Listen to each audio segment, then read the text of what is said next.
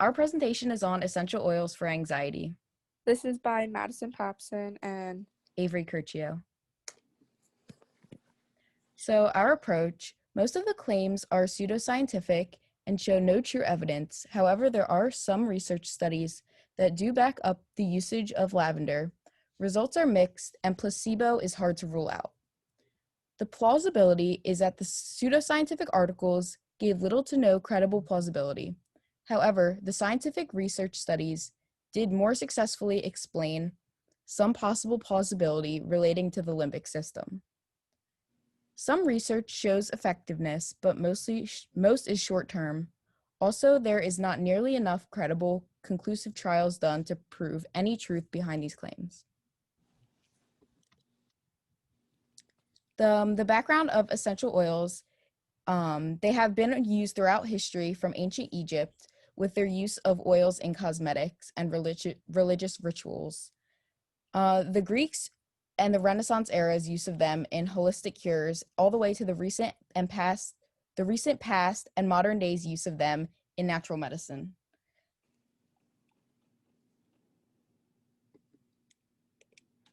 Today, essential oils are commonly used in aromatherapy, where the user will inhale aromas with hopes of reaping natural benefits. They can also be applied topically to the skin after being mixed with a carrier oil or taken orally in a capsule or mixed into food. And these are our pseudoscientific sources that claim the use of lavender for anxiety.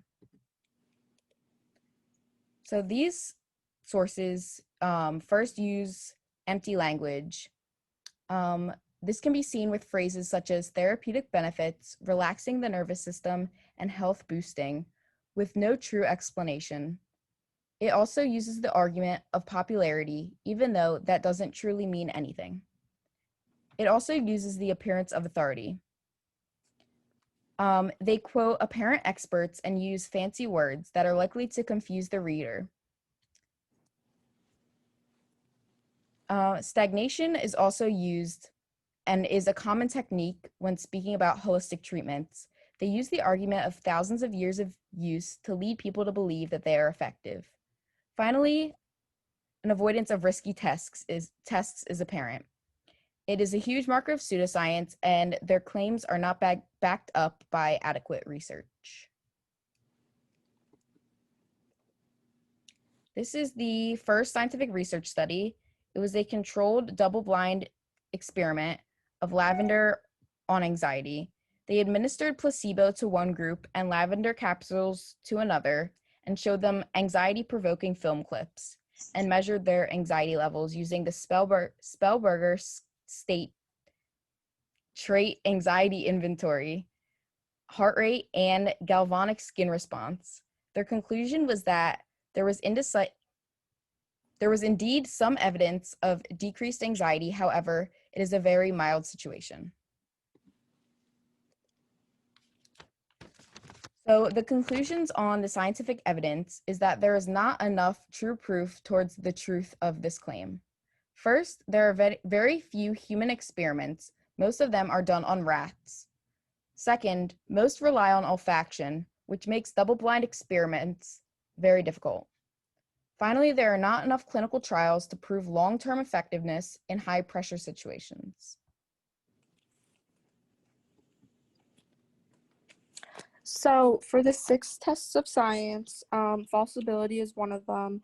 Many people use these essential oils for whatever health issue they're going through, and someone may relay that information to the next person, do the same, cause the essential oils to look really good and popular and show a very huge success rate with them, and then they become really popular and people start to use them a lot more. The logic of this is, my example was a friend gives the idea to another friend that using peppermint essential oil will help with the feeling of having to throw up every night. And another friend says they have never slept so well since using the lavender at night. When more people hear good things about these oils, they will then go and purchase, which causes it to become a high demand, and the US will then make a ton more money off of it.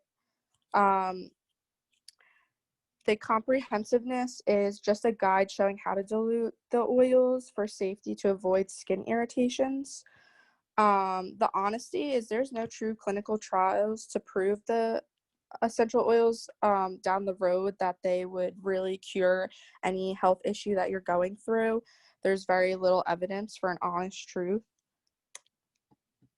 The replicability is there are many studies on these oils, and anyone can recreate testing on any participants that have an illness, but using the materials and procedures is the question is how many can be recreated until it is found whether these oils do work for long-term health effects.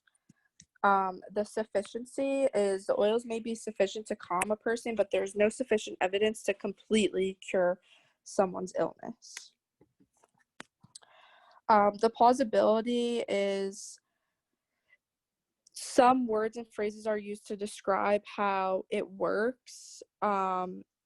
There's still empty language. There's no sufficient meaning here. And one quote is, some people do not want to go to therapy or be on medication, so they choose a natural alternative, and essential oils are good for boosting one's health. So many people do these because they don't want to be on those pills, or they don't want to go to the doctor and have to like spend the money. And there's enough articles out there that state it can help your mind and your body, and you find balance because of the calmness it gives.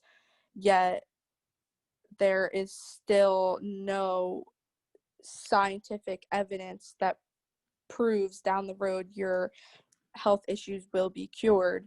And they use specific quotes like these to gain the reader's attention, and it catches their eye, and they say like, oh, this is an easier way to go about it.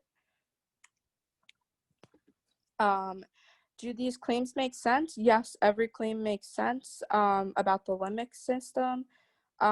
This is because it coordinates all the sensory inputs, including the sense of smell. And according to the National Institute of Health via the U.S. National Library of Medicine, there is still no sufficient research to back up all these articles on essential oils curing illness. There are definitely many successful stories out there for hair loss and help with acne, but not to cure a physical illness.